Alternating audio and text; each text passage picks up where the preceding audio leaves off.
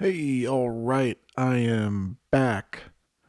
And most of you probably never noticed I was gone, but I was trying to stream live the PS5 spec reveal, and I just could not do it because, well, let me put it this way. I got about halfway through and decided, oh my gosh, this is a snooze fest. I can't stream this because I was sitting in my chair, literally like this, just watching it. So I stopped the stream, deleted it. You'll never see it again. The only way you would have seen it is if you were watching me live. Okay, so let's get into it. We have specs for the PlayStation 5 finally, and I don't know why Sony waited so long to reveal this. There's nothing bad or alarming about it really, except for maybe the size of the storage. But let's get this up on the screen. I'm going to use this chart that IGN has up because it's just the easiest thing to use right now. Here we go. Oh, wait a minute. Oh, oops. There we go. Okay. So we've got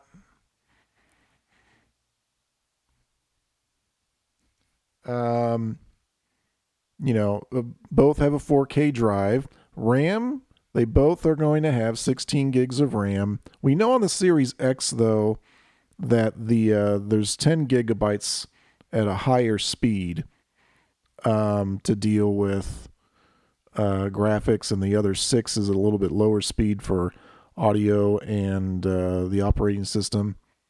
But the bandwidth on the PS5 is going to be the same across all 16 gigs, 448, which is actually about right smack in the middle of where the speed is for the Xbox Series X. So that's fine. The CPU is just a little bit slower.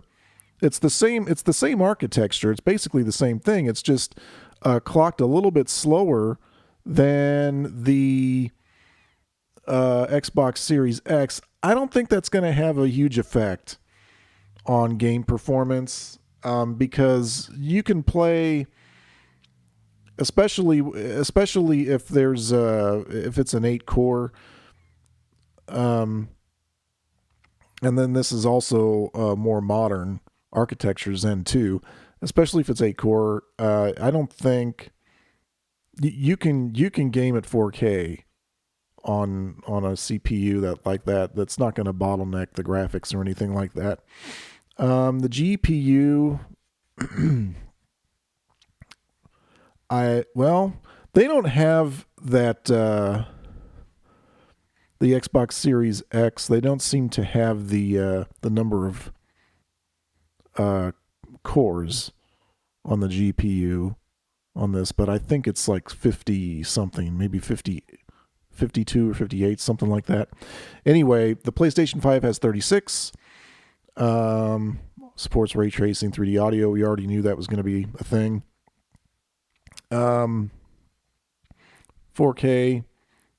120 hertz refresh rate, 120 frames per second. It's all capable. Here's the biggest difference with the PlayStation 5.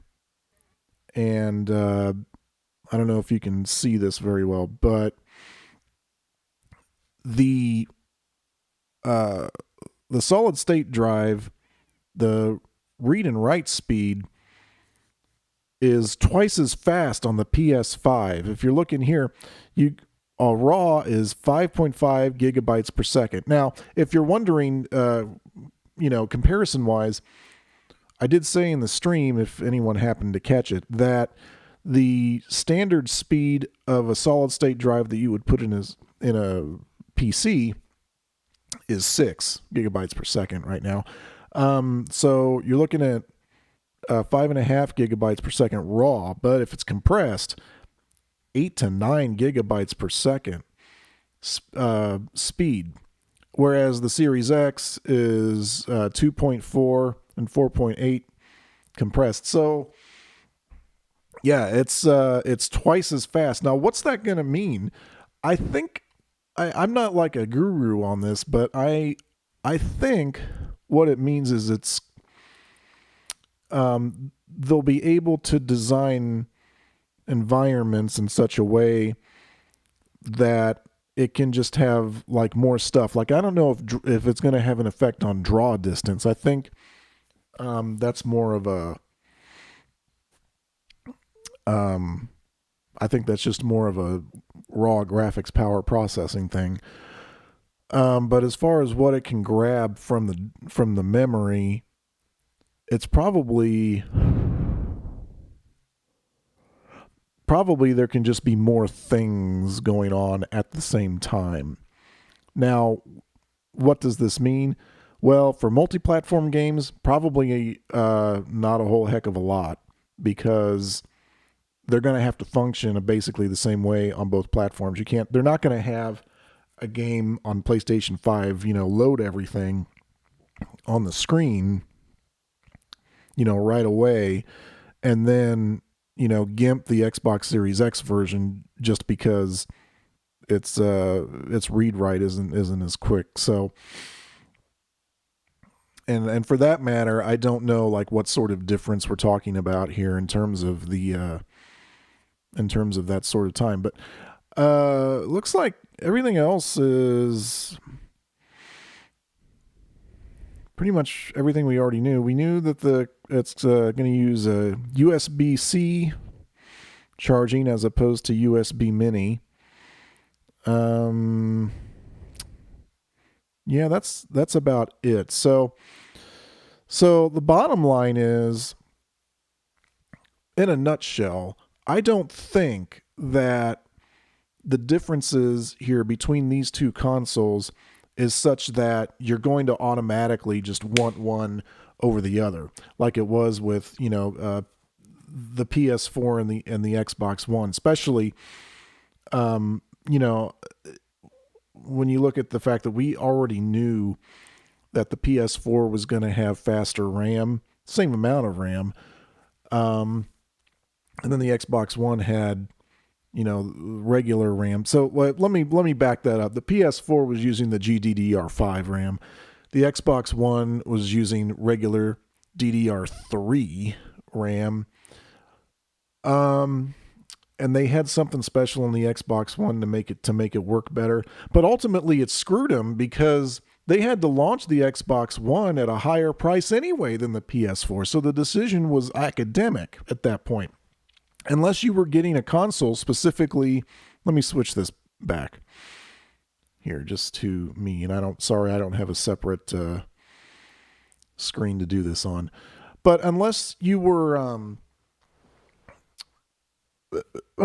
playing online all the time and you had a group of people that you liked to play with and they were all on Xbox, then you would get the Xbox simply because of that. But if you were just a regular gamer, I gotta move this up a little bit because I'm tired of hunching over. If you were a regular gamer and you were trying to decide which one to get, the PS4 would have been the obvious choice because not only was it just more powerful, but it was also cheaper when it launched. This time around, I'm not sure. I would still not be sure exactly which one I would want. So I think we're going to have to wait and see what each one costs. I think that's going to be the thing. Every console generation, we have seen up to this point, I think just about every mistake you can make when it comes to launching a console. We're looking at, you have a powerful console, but bad third-party support for whatever reason because it's difficult to make games for. You have a console that is extremely expensive because of the tech you put in it, and it's not so much more powerful that people are going to want it more than the alternative, which is kind of what the PS3 had when it first came out. We've seen Nintendo launch consoles, or at least a console that was underpowered and had terrible third-party support. And we've seen a system launch with bad with the bad public image, as well as being more expensive than the competition for absolutely a terrible reason, which they launched the Kinect with the Xbox One. So we've seen those mistakes, and I don't think any of those mistakes are going to be made this time. I think now we're going to look at, well, what they cost, and what they cost is going to be what they cost. I think if the Series X ends up costing more than the PS5, it might be bad because the PS5 isn't so significantly less powerful in terms of its teraflops, which doesn't always translate to on-screen performance. It's not so less powerful that it warrants, not even looking at it, because it's still more powerful than my gaming PC. My gaming PC is like, maybe 6. If you want to use teraflops as a metric, then it's maybe 6 teraflops, which is enough to game at 1080p, 60 frames per second for most things, depending on your graphic levels. But yeah, for this generation, I think either console is going to run 1080p, 60 frames per second, easy.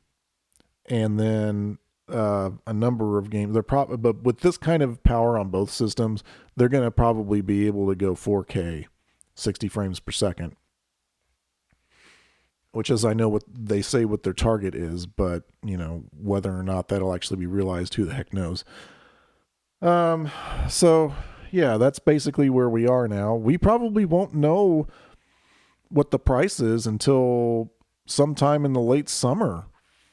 If they plan to launch in November, provided there aren't any production and manufacturing issues due to things being shut down at the moment, which I think, in 3 months' time, we probably, this COVID-19 thing is probably going to be in the rearview mirror. Or at least I'm sure that's the plan.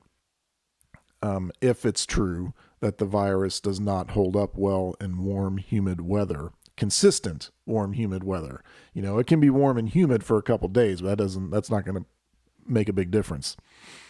So we're talking like, going into May, at least in the Midwest where I live, going into May and June when it starts warming up, this thing's not going to be as much of an issue.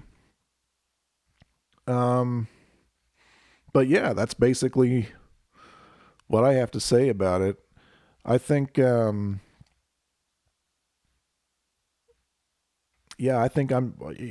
what I am going to do is wait to see, what the prices are. Here's another thing I didn't mention. One, perk of the PS5 is that, you'll be able to buy, aftermarket, extra storage for it. So, whereas the the Xbox Series X's external extra storage as actually basically a memory card, is a proprietary thing made by Seagate. The PS5 will be whatever, so long as it's fast enough.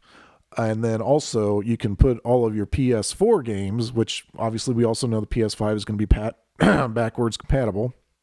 You'll be able to put your PS4 games onto an external regular hard drive, and the PS5 will still play it because those games don't depend on nearly as fast, read and write speeds off the hard drive. So that's a perk, and that's another thing people might look at. They say, "Well, I've got a PS4, and I've got these PS4 games. If I buy a PS5, I can still play them and sell the PS4.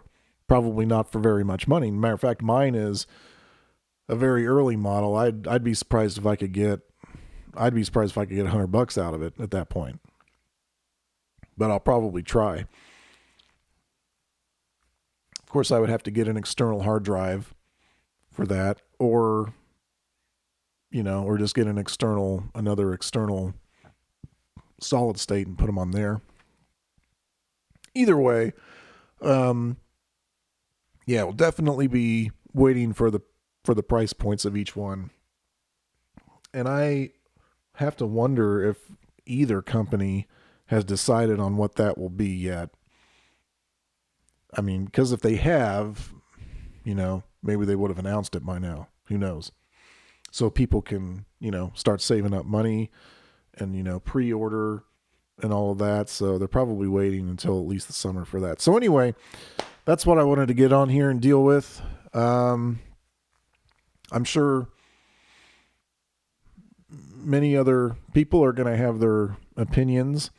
I'm sure Rich with Review Tech is going to be streaming / making a video about all of this. My understanding is, based on what he tweeted out, is he's not exactly sure what this twice as fast SSD speed is going to mean for the games. I'm thinking it won't mean much for multi-platform games. For the PS5 exclusive games, though, it probably it will be probably a pretty big feature. So anyway, that's it. I'm going to leave here, and I will be back. It's going to be a while before I can probably make another video or go live or anything. So I'll probably come back when I come back with an unboxing video. So till then, everyone, have a good one.